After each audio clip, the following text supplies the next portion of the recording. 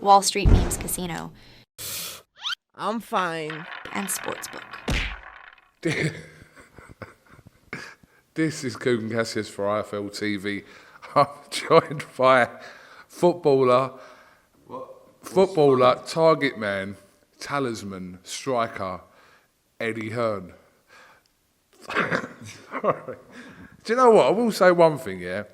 I only watched it, really, to see you. Right. Not even belly you in goal. I watched it to see if you've actually got technique. And do you know what? In the little moments you had, you could tell you actually know how to play a little bit. I know what I'm doing. I know what I need to do. It's just actually doing it.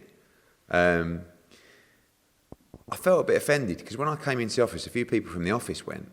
They got tickets and they were like, when you come on, we just couldn't stop laughing. Honestly, the whole time you're on the pitch, we were in hysterics. And I was like, what? And we filmed the whole thing. Look at this. And I was like, oh, so it was a joke, was it? But in my mind, I knew what I was doing. I know how to hold the ball up, give it to Defoe. I mean, obviously, when I came on, 3-2, very tight game. Within 10 minutes, I'd already got it to 5-2. Do you know what I mean? So I didn't really touch the ball that much, though. No, but when you did, you could tell that you kind of half knew what you were doing. Listen, the mind knows, but the body can't. It was just the most brilliant experience, I've got to say. Like, I nearly didn't do it because it was a free weekend where we didn't have a show. So I just thought, it's quite a big commitment because you go there the Thursday morning and obviously you're there till Sunday. But I'm so happy that I did it because it was just an incredible event. And it's only when you're there you realise how actually, you know, the people there's a lot of repeat players and actually the passion they have for UNICEF and the cause. Because I knew it was for charity, but also at the same time, I'm not like I know I'm a bluffer, but I'm also not that much of a bluffer to say I knew I was helping for charity, but I was also thinking, would I enjoy it? What would I make an idiot out of myself? But when you get there and you meet the UNICEF people and you actually start watching the videos, and then when you see them raise over 15 million at the end, it's pretty amazing to be part of. But yeah, just the whole experience. It was funny on the day because we trained Thursday, Friday, Saturday, and it's pretty, I don't do that kind of training ever. Darting around here and, you know, stop, start. And on one of the days, I went in for a tackle and I hurt my foot. And also, whenever I do explosive stuff, I always tear my calf or have a calf problem. And I got through the whole week, there's physios there, ice baths and everything. And on match day, I was like, I can't believe it. Like, I had a little knock on my foot, but my calf is great. I can't wait. And then put all my gear on, so excited, like ran out to do the warm-up. As I ran out on the pitch, ping, my calf went like in here. And I thought, oh. And everyone was coming up to me going, hey, feeling? I was like, yeah, great. Thinking, I can't believe it. And then we were doing shots from just outside the 18-yard box. And these balls are so hard as well. I don't want to sound like a bit of a pansy, and the new boots, like there's no, it's just like paper. Anyway, one's come across, I've kicked one, and my foot just felt like it's exploded.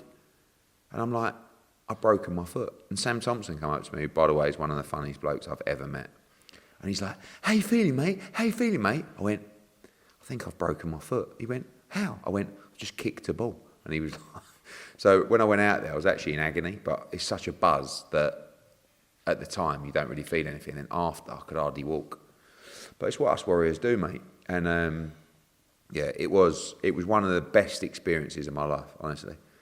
Just the people I met, you know, some people I knew, so many new people that I met, so many fascinating characters, like so many to list. Tom Hiddleston, what a great guy. Tom Grennan, same birthday as me. Sam Thompson, probably one of the best energy to be around. Mo Farah, I know, and you know, so many people. David James, I've got to say, is one of the funniest blokes I've ever met. Just, he's well out there, but he's hilarious, super intelligent, and obviously Frank Lampard, I've known for a long time. Jermaine Defoe, Theo Walcott, like Gary Cahill, lovely bloke. Jack Wilt, like Joe Cole, you know, just so many good people. And it was an amazing experience, actually. I felt like being on that there on the Thursday, and I was trying to work out where you ranked amongst like order of celebrity. What, in terms of well known? Yeah, well known. And you know what? I couldn't really work out. It's quite difficult to gauge, but everyone was excited that you were there for some reason. Not even Bellew. People going, "Oh, Hearn's doing it. Hearn's doing it." But would you say you was in the top 10 of those people that were across two squads? I mean, it's a very young demographic at the game. And I find it, I know people probably don't believe me, but I do find it quite weird that you would even call me a celeb. Like, I'm not a celeb. I'm a meme, but this is what I do. I'm an entrepreneur. I'm a businessman. So the celeb thing, like, you know, when we're walking out in our suits before the game and like waving to all the crowd, it's an amazing thing, but I do feel a little bit uncomfortable because I'm sort of thinking, do you reckon they're going, who is that? Because there's a lot of kids there. So some people get massive cheers, like, I don't know, we were saying about Simon Minter, yeah? Mini Minter. Massive, like, everybody knew who he was. Even another lovely bloke, Billy, you know, the F2 guy, lovely guy. They were going mad for him, like the kids. So yeah, how well known am I in that group of people? Don't know, middle, bottom or something. Alex Brooker as well, hilarious, great guy. Was you concerned that somebody was going to kind of make an example of you on the pitch? Yeah, like Clacky. Not Bellew, he was in goal, that was unlikely to happen, but just somebody like take you out or something. Not really. When you go on and there's 50,000 people, whatever it was, and you, like, so at half time, Lamps goes to me, 5 minutes, you'll be on, all right? This is in the change room. And I'm like, and then I'm warming up, and he goes, Eddie. And I'm like, go over, take the top off. It's like standing on the sideline. And they go, substitution, number 12, Eddie Hearn. Like, and you go on, and you're like, I can't explain it. It's like, and I love doing things that are outside of my comfort zone. You know what I mean? Like, if you just do the things that you're good at, you will never actually evolve and improve even in what you're doing. Do you know what I'm saying? So if I just did press conferences all the time and did these, it's like, this is bread and butter to me. It's so easy. Press conferences, so easy. I can get up there and talk in front of thousands of people, selling a show. But going out and playing football in front of millions of people on TV and 50,000 in a stadium, that's really uncomfortable for me. And I want to get that kind of feeling in my life where I am nervous, I am a little bit scared. And that feeling, like, I went on there and I turned around just to sort of see where everybody was. And it was Michael Essien, Patrice Evra and Usain Bolt behind me. And I was thinking, one, Evra was clattering everybody, right? Two, Essien is just a beast. And Usain Bolt, I mean, God knows what he's going to do. And obviously split them all into, not one in there and, but it was like, I went up for a header with Michael Essien. The keeper knocked it out and he was coming to me, he was right on me. Anyway, I've gone to jump. He's had both hands on my shoulders. There's a picture of it, I'll show you. He's about a foot higher than me in the air and he's about a foot smaller than me as well. And the one thing that I learned so much about it is how good these players are. Like when you're in, I didn't even know what a ronda was. Do you know what a ronda is?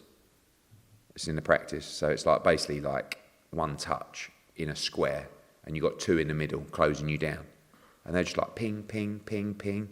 Theo Walcott, Jermaine Defoe, Gary Cahill.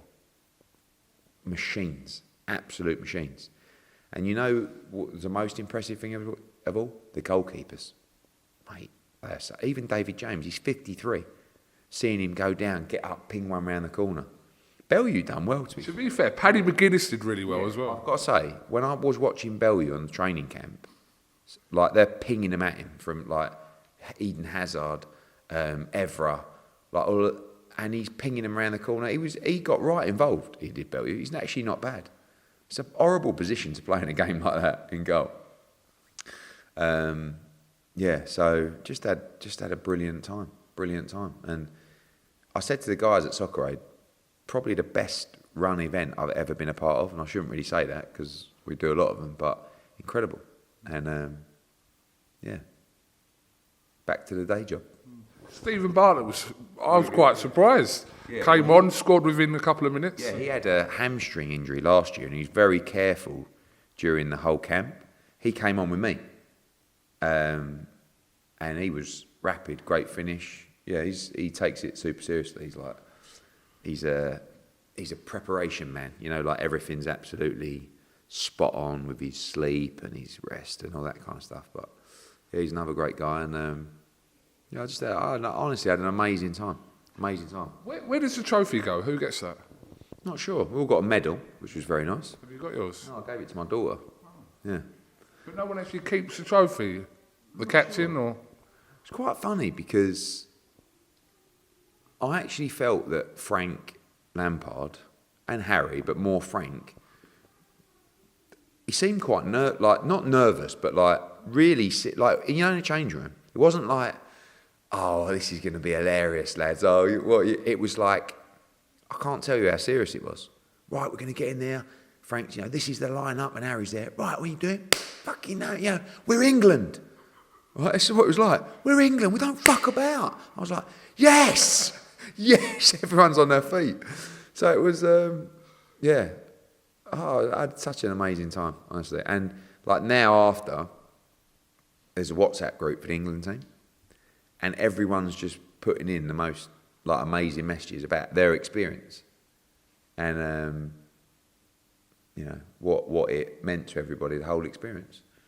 Did you momentarily forget about Saudi Arabia while you was on that pitch? Yeah, I mean, when you got battered, yeah. Yeah, I would. The days where I was training, it's quite intense, and what was also amazing was I didn't take my mobile phone on the trip, but like whilst I was training or whilst we were doing stuff, I would leave my phone for like 2 hours at a time. I haven't done that, God, I don't know, apart from when I'm asleep for 10 years. And it was good. It was good to switch off a little bit. I mean, it was hard, it wasn't hard work, but physically it was challenging. But it was nice to actually just switch off a little bit and just do something different, just challenge myself in a different kind of way. And I'd like to do more, actually, not just Socceraid, but I don't know, I'd like to do more stuff like that. I'd like to try and get out and help UNICEF if I can. They showed a lot of videos about a lot of the players that went out, and I feel like once you experience it, you have much more of a passion for the cause, So yeah. Anyway, back to the day job. But no, it was good to get an insight of what would have been an interesting week. So, what was the first thing you'd done when you got back on Monday? What did you do? Well, last night. I mean, I was still working the whole time, but just mainly at night in the room. And yesterday, just busy, really. I mean, firstly, we're in Puerto Rico this week for the first time in our history. Socceraid Matias against Liam Paro. Great fight. Huge crowd out there. So, heading off there tomorrow. What else have we been doing? We've been sorting the boots replacement, Jerron Ennis, what's the time now? It is 1:20. So at 2 p.m, we will announce that Boots Ennis is fighting David Avanesian in Philadelphia as the replacement, which is a tremendous fight. It's a tougher fight. Interesting. Yeah, tougher fight than Cody Crawley, but a good fight nevertheless. So that was that. And then last night, just on the phone to His Excellency, George Warren, Dr. Rakan, Spencer and everyone, just really gearing up for Wembley. Finalising everything for there, the cards, talking through everything, gearing up for the press conference upcoming. Next week we're in Birmingham for a great show. Then we're back in Phoenix for Bam against Sonny. Then we're back at the Copperbosh for Johnny Fisher. Then we're back to Philadelphia. So it's just absolutely non-stop, really. And also trying to lock in, there'll be a big UK show in August as well, prior to Wembley. Another one at the end of September. And yeah, just busy, mate, really. Let's talk about September. I mean, there's a lot of rumours now circulating about potential fights on the card.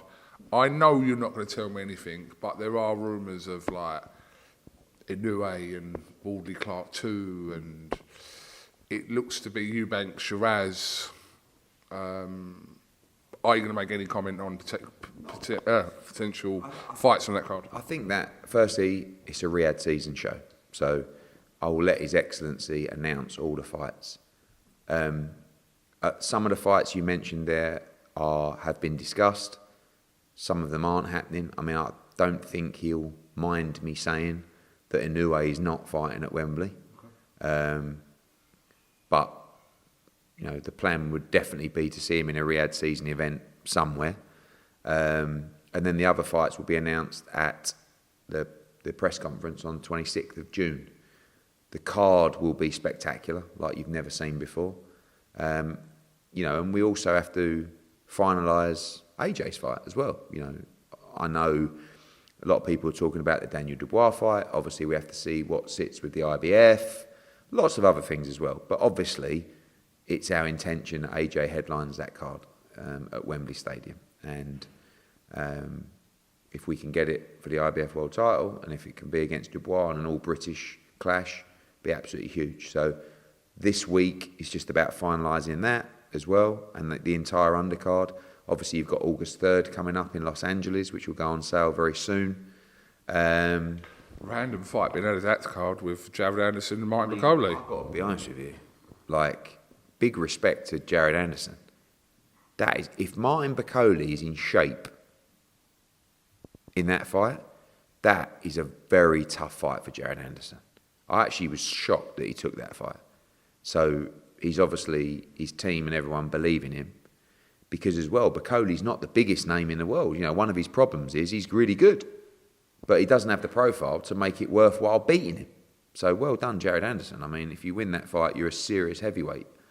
It's just an amazing card all round. You know, you got Pitbull Cruz, you got Andy Ruiz against Gerald Miller, you got David Morrell, you got Andy Cruz. So yeah, that's a massive night, and you got Eminem as well, which is wild. But yeah, just all the cards getting built now, and then I guess eventually it'll move back round to Bivol Beterbiev, October 12th, and building that card out as well. Just coming back to AJ, how many realistic options are there for AJ to fight on that September card? I mean, you got Zhilei Zhang, you got Joseph Parker. You know, I think Dubois is the fight. You know, I think that's the fight that makes sense. Another Brit.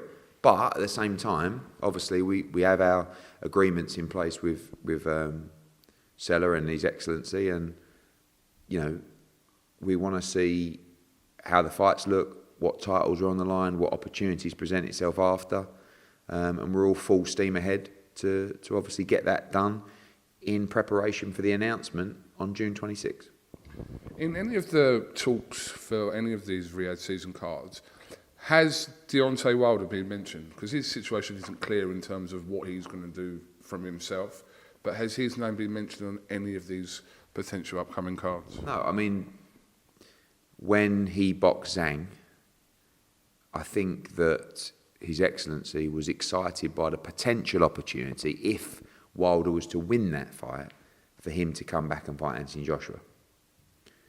Obviously, having been knocked out, he won't be ready for August 3rd. I don't think September.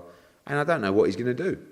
You know, he's got to make a decision about his future. It's not my input, my decision, but no plans for him at the moment to fight on any of those upcoming cards. But who knows? You know, if he does return to boxing, you know, he's still a name, but he's not been able to perform at that elite level. And by elite level, I'm talking top 5, top 10 heavyweights. He's been beaten twice. You know, last time quite convincingly. Both times quite convincingly, but the last one was a knockout. So he's going to have to drop a level down to be competitive or to rebuild. And I've no idea, but I don't think he'll want to do that. The card on October 12th, and I asked you the other day, will you have any fighters? And obviously you've got Bivol, but will you have some of your other fighters featuring on that October 12th card? Every card that gets built, myself, His Excellency, Spencer, George, we all sit down and he will say, what fights do you recommend? What fights do you guys have? Or he'll speak to other people and say, what do you have for this card? To propose some fights to me. And he will go through the cards and he will make the final decision on every single fight. And he knows what he's talking about. I mean, it's not just doesn't just randomly go, oh, that one. He will say to me, no, that's not good enough. No, that's not good enough. Oh, I like that one. But I don't like the opponent. Work on another opponent. Do you know what I mean? And then eventually, and then sometimes we might have 4 fights on a card, or we might have 1 fight on a card. It's just complete, not luck, but just where we all propose fights and he builds the cards. And, obviously his passion for doing that and the way that he does it and the depth that he does it, he knows what he's talking about. And, that's why, as I said, sometimes you'll have 3 fights on a card, sometimes you'll have 1. Just depends on what he believes are the best fights for the card. But either way, on June the 26th at that press conference, everything will be revealed, yeah? Correct. It's going to be amazing. I mean, if things go the way that we're all planning at the moment, it'll be the best card the country's ever seen. And one of the biggest nights the country's ever seen. So, yeah, it's. I'm excited as well for His Excellency because, the whole debate about atmosphere, and I find it really weird, to be honest with you. Like, even boxing's just such a strange space. It's only actually like when you move out of that space and start working in other areas, you realise how strange people are in boxing.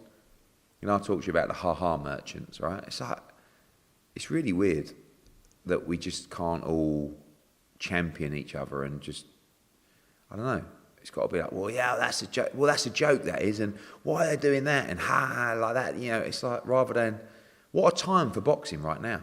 Like, the fighters are just being presented with the most incredible opportunities. There's more broadcasters in the sport, and more interested in the sport than ever before. We're seeing ticket sales and interest, even in shows in the UK, picking up through what's happening in boxing globally, and particularly on our time zone, through the Saudi Arabian events. So, yeah, I just think it's such a great time for the sport, Do you think people, the ones that are commenting about the atmosphere, the ones that actually are not there, they're the ones doing it from home? But the whole, oh, well, we talk about Carl, and Carl has so many great attributes as a person. I mean, like, he's one of the great fighters. He's one of the most strong-minded, tough men. But he's also, if he's not part of a team or a move, he's not afraid to speak his mind. But sometimes he doubles down on stuff that you might not really need to double down on. Like, when we talk about atmosphere, and when he says about, but people say the atmosphere is great because they're on the payroll. No, but we've been there. The atmosphere for Fury Usyk was really good. You were there, right? Agree. Totally agree. No one's lying about that. The atmosphere for the 5v5 was good. It was nowhere near as good as Fury Usyk because guess what? It was 2 weeks after Fury Usyk and they'd only sold, 5,000 or 6,000 tickets versus 20,000 or was whatever was in there. But I think honesty is the best policy. Look, you're not going to get a British atmosphere in Saudi Arabia. You can still have a great atmosphere, but in Britain, we like to go out, we like to have a sing-song, we like to drink 5, 8, 10 pints, right? Grab each other, link arms, and have a good sing-song to Sweet Caroline while we've had a few. There is no alcohol in Saudi Arabia. People aren't really mentioning this. And for me, as an individual, that ain't a bad thing.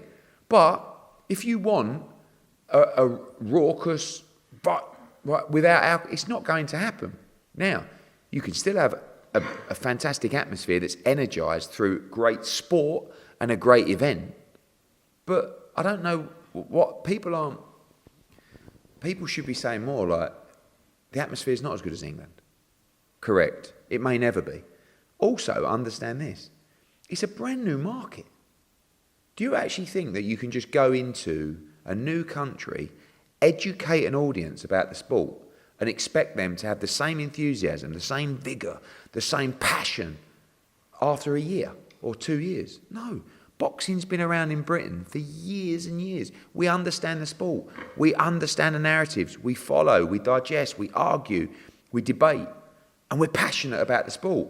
In Saudi Arabia, it's brand new, right? So I don't. Who cares? If the atmosphere is not quite as good as the UK or not, so what? You're getting amazing fights, all the top fights happening that we've wanted for so long. You're seeing regular fights, you're seeing massive opportunities for fighters changing their life. It's 2 hours in front of us. It's prime time for us here, right? But we're picking things like little bits and pieces. Like, okay, the atmosphere is not as good, yeah? Well, the production and staging is much better. Agree? Right? I mean, because of the money that's being spent. The fights are much better. Agreed? Agreed. So, sorry, the atmosphere is not quite as good. But what would you... Oh, the atmosphere is great, but the fights aren't very good. Fucking joke. Oh, all they care about is the atmosphere, but the fights aren't very good. The fights are amazing, but the atmosphere is not quite as good. Yeah, well, the atmosphere is shit. It's like, you can't win. So, the fact that, that's what this the original point, the fact that His Excellency is bringing a fight like this to London through listening to the fight fans, and I'm excited for him to see Wembley because it's going to blow his mind. Do you know what I mean? Because and again, the whole thing about, oh, well, they would say that because, with all due respect, I like my company to do well. I like to make money. I'm not a yes man. If I weren't enjoying what I'm doing, I really wouldn't do it. I'm having the best time of my career so far, working in Saudi, with His Excellency, with Queensbury, with Spencer, with all, like, as a community in boxing, making unbelievable nights, unbelievable fights, and delivering for my fighters, and making money for Matchroom. This is the best feeling I've had. And I wouldn't say to you, he's such a laugh. He's got so much energy, if it wasn't true. I'm loving doing business with him. And not even on a financial level. That comes with it fantastic. It is brilliant. Brilliant. And I'm up all night on the phone to him. All night. 1 o'clock in the morning, 3 o'clock in the morning, 4 o'clock in the morning. Get on a Zoom. Do this, do that. But I don't mind because I'm loving it, you know, and I just hate the whole... It's weird. Boxing is just weird. Really weird. You know? We just gotta be happy, you know? You can't please everyone, Edward. You should know that. I just think that life's too short. Like, does it really matter? Sometimes you've got to ask yourself, does it really matter? Don't argue, don't moan. Just get out there, have a smile on your face, live every day, enjoy. Look at the good things, not the bad things. Half glass full. Do you know what I mean? Wow, get an amazing fight. Yeah, but the atmosphere's not as good. Fucking hell. Is it, like you say, we'll just go, yeah, why don't we just say this? The atmosphere's obviously not quite as good as it's going to be in England because, you know, everyone's having a few beers and enjoying themselves. But wow, the fights and the staging, incredible. So, but in Wembley, you'll get both. There you go. You get both. You get an amazing atmosphere. 80,000 people. Exactly. Yeah. Okay. Oscar de la Hoya has made another video. Was that the one where he was with the wine? Looked like Malbec. I don't know. I don't know what it was. It looked like Malbec. But the one where he says about Canelo. Yeah. As we said, boxing's very weird. I think... Right, what do I think? Implied that people are stealing from Canelo, by the way, on his team. Is someone going to look after Ryan Garcia? Right? Number one. because that story ain't going to end well if someone don't grab hold of him and look after him. Number one. Number two, yeah, the thing with Canelo, like whatever. What do you even want me to say? I mean, you've got to get these demons out of your head, you know? You can't carry negativity and bad energy inside, you know what I mean? Like, because, I don't know. If you're just thinking about what Canelo said, and yeah, well, yeah, you see him like, he's like, see how excited he gets when he's like, yeah, ha. It's like, mate, you're a Hall of Fame, but you're one of the greatest fighters of all time, right? You've got, Golden Boy, you've got these shows. I mean, look at where he's sitting.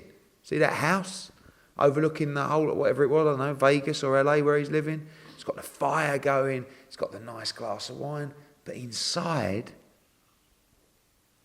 is the anger and the sadness. You know what I mean? It's like, just let it go. Like, if he could just go, listen, mate, Canelo, I know we had a falling out, but honestly, mate, I wish you all the best. You're a great fighter.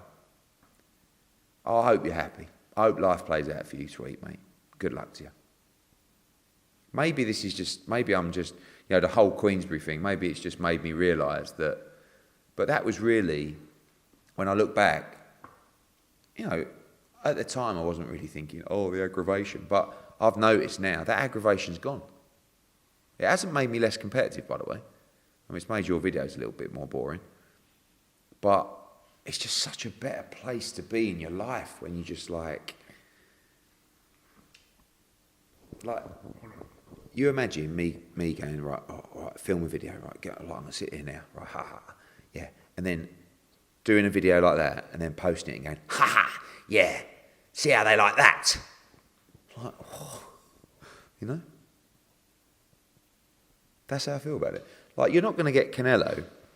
Do you honestly think, the only time Canelo will ever think about Oscar de la Hoya is when he's asked the questions, or when it was quite unique when they were in that last fight, right? So that a press conference next to each other. Do you honestly think that Canelo Alvarez wakes up in the morning, right, drives his LaFerrari to the ice bath or whatever it is, does that, trains, goes to the gym, goes and have 18 holes of golf, comes back, I don't know, picks his daughter up from school, comes back as do you think he's actually, in his head, he's fucking Oscar de la Hoya, could do a video about Oscar de la Hoya, like, and look at how Oscar behaves on social media towards me. I don't even know the geezer. Why would you even have an opinion on me? I'm really irrelevant to his life, really. I mean, he's got his life. He's not gonna ever live with me as a promoter, but as a fighter, he was unbelievable. I could never achieve what he's achieved. Why would you worry about me? Some fat geezer from England, like just having a crack and a go. Like, I don't know. Imagine the anger towards me. And that's dangerous. You just got to chill out, Oscar. Look after your fighters. Get hold of, if it's not you, speak to someone around him, get hold of this Ryan Garcia and deal with this situation. And that, I don't know, and that's nothing to do with the VADA or anything like that,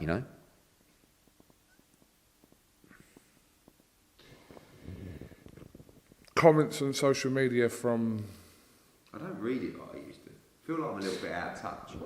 What's happened now? No, I was going to say about Haney and Garcia's comments, which you would have seen on X. About? Payments, etc. Yeah, I mean, look, Golden Boy aren't not going to pay the fighters. DAZN it's Golden Boy's responsibility. What would have happened is probably both fighters, particularly Ryan Garcia, will think that this fight has done 800 or 1 million buys and it's done nowhere near that, and they've received their payment their minimum payment with an upside that probably doesn't exist. That's probably the situation. Like I said, Golden Boy are not going to just go missing and not pay the fighters. I'm sure they've met their obligations in terms of the first payments, and then there'll be incremental payments based on the success of the pay-per-view, which will be nowhere near what Ryan Garcia, particularly, and Devin, but I've spoken to Devin, I know he understands the expectations. Not my show, nothing to do with me, not contracted with any fighters. They put that thing out, everyone's atting me. Eddie, when are you going to pay? It's nothing but my show, mate. Don't fucking get me involved. But certain people will lie to fighters, certain people will tell fighters, it's done really well, yeah, it's done this many buys, yeah, don't worry, you're going to make this much, you're going to make this much. And the reality is they're not going to make anywhere near what they expected to make. And that is the problem. And they are going to go fucking mental when they realise that. And Golden Boy will have to deal with that as well. Moving on, Conor Benn. What's happening with Conor Benn? It's all gone pretty quiet. Can you tell us anything about his situation? Only that there's an ongoing conversations with, it's now Conor and UKAD, right? So those guys are in communication. I'm not sure where they're up to. I'm due to catch up with them this week. It's now 2 years since the test. So you would hope that the end is near. But I've said that before, and hope for an update soon. But, sooner or later, we're going to, I think, have an actual date where we know for a fact that he can fight. And that'll be nice, because we can just plan a show, a fight, and hope that the end is near. There was the video that surfaced yesterday or early hours of the morning of Tyson Fury. I mean, clearly, obviously, out on a night out, people do what they like to do, is just blow it out of proportion. And I'm sure you saw the video. I mean, everyone's going a bit over the top about it. Yeah, I mean, firstly, you can't, unfortunately, if you're in a certain position, everyone's going to film you on a night out. And everyone's going to try and use that footage to make money or get views or whatever they're going to do.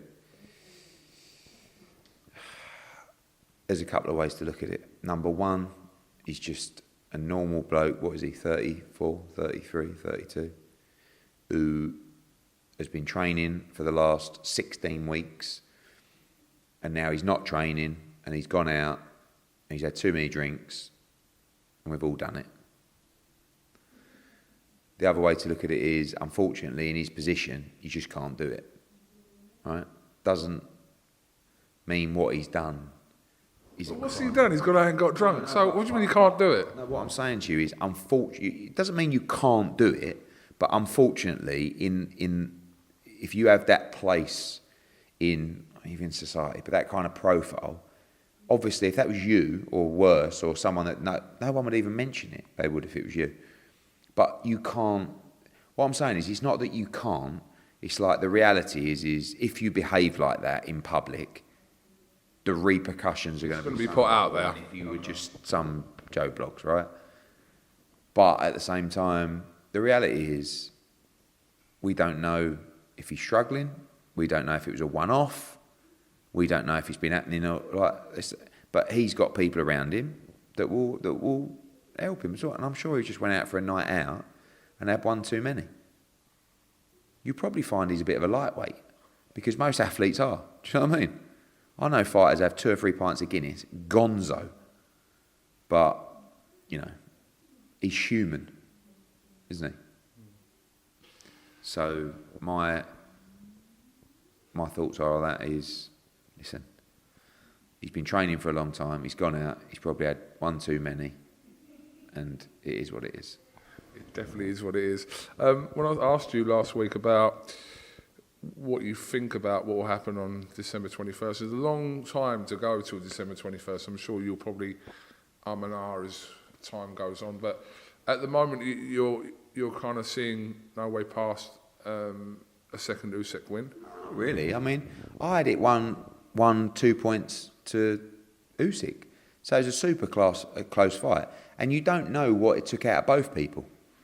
I mean, when Usyk walked back to the change room, he was being carried up, like held up. But also the prep. I know, like it's only a video in a pub, but you know that Usyk ain't doing that. Do you know what I mean? So hopefully Tyson can do the business, but it's going to be tough. Like when you get beat by Usyk, it's just hard to win that rematch. But yeah, it was a very close fight. Just so much to happen before then. I just see this come up on my phone. Promoter Ben Shalom looks to have done an interview with Seconds Out, saying that the Wardley Clark rematch could now take part as part of the Joshua Riyadh season card on September 21st. So, yeah, I'm assuming Ben Shalom's come out and said that there's a possibility that goes on there. So that was obviously one of the fights that is being discussed. I'm not sure. Yeah, it has been discussed, and we've looked at that fight. Whether it will happen or not, we'll have to see. That'll be one for the announcement on the 26th. But it's a good fight. There's probably, 8 fights being discussed for 4 slots. So, yeah, that would be a good one, but not sure. What do you think about Pacquiao potentially fighting Barrios? Yeah, I mean, we want the Barrios fight for Boots, or Connor. But isn't he fighting an exhibition coming up or something in June in Japan or something? So I think some people are a little bit harsh on Pacquiao, like it's such an easy fight. He's nowhere near the fighter that he was, but he can still fight. But yeah, maybe the exhibitions will be best. So you've sent an offer for Jack Catterall to fight Arnold Barboza. Any word back from that? Yeah, we're speaking to Golden Boy, Frank Smith and Eric Gomez, sort of talking it through with the Zone. August 24th is a potential date for that fight. We've got the new Co-op Arena held in Manchester, which would be amazing to go there and try that one out. Good fight. Barboza, good fighter, plenty to say for himself. And Jack wants to keep busy. Obviously he wants to fight for a world title. That's not possible right now. So we wanted to put him in a really good fight. Good fight for our US subscribers, good fight for the UK, and we'll see if we can get it over the line. If Fury doesn't beat Usyk, would you... Why do you say Usyk? Usyk. Usyk. Usyk. Usyk. Usyk. No. All right. Fucking hell. When you go Usyk, it's like, no, they're not the same thing. Do you know what I mean? It's like you go, yeah, Usyk. No, it's the first one. Usyk. There you go. Fucking hell, mate. If Tyson Fury doesn't beat Usyk, would you categorically say that we do not see AJ Fury at all? No, I think we will. Despite what happens in Riyadh on December 21st? It will be up to Tyson Fury. I saw an article the other day, someone said, Eddie Hearn, I think Benson, maps out the roadmap for, it's not, I'm not mapping it out, I'm just telling you what I would like to happen. And, when I've had discussions with His Excellency, AJ's going to fight in September. If he wins that, obviously, he's going to want to fight the winner of Usyk Fury for undisputed. Now, win or lose for Fury, AJ can still fight Fury in a massive fight. But a lot of it's going to be down to Tyson and how long he wants to go for, because he's still quite young, but does he want to fight? If he gets beat to Usyk, does he want to jack it in? Does he want to come back and fight Fury? We're all right. We know we're carrying on certainly next year and see what happens beyond. So we want a plan. We don't like having one fight and no plan. So we're already talking about what is next should we come through with victory in September. AJ Fury is the biggest fight in boxing. Correct. What is the second biggest fight in boxing? I think that's a very difficult question.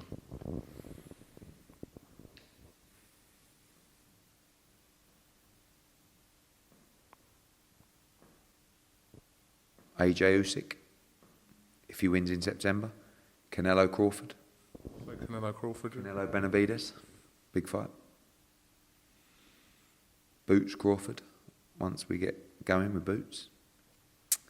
Ryan Garcia when he comes back, I don't know. I mean, he's a big name. Ryan Garcia, Gervonta Davis rematch. Wasn't overly competitive, but depends if they get their weight right. Yeah. No, we're done. Edward, thank you very much for your time. Enjoy your time in Puerto Rico. Tune in on the Zone this Saturday. Correct. And then Birmingham next week. That should be a quite little bit of a lively show. Birmingham. Be a great card. And then back to Phoenix. That's a great card as well. In Phoenix, Bam against Rodriguez. Sonny Edwards in a tough fight against Curiel. Ramla Ali for the world title. But Birmingham, those two top fights there, Tyler Denny against Felix Cash, great fight. Conor Walker against Lewis Crocker. That is going to be, that's such a massive fight for both. So, see you there, live on the Zone as always. Take care of yourself, people. Remember, just keep smiling. Romans 8:18. The pain of what you are feeling is nothing compared to the joy that is coming. See you soon. Thank you very much.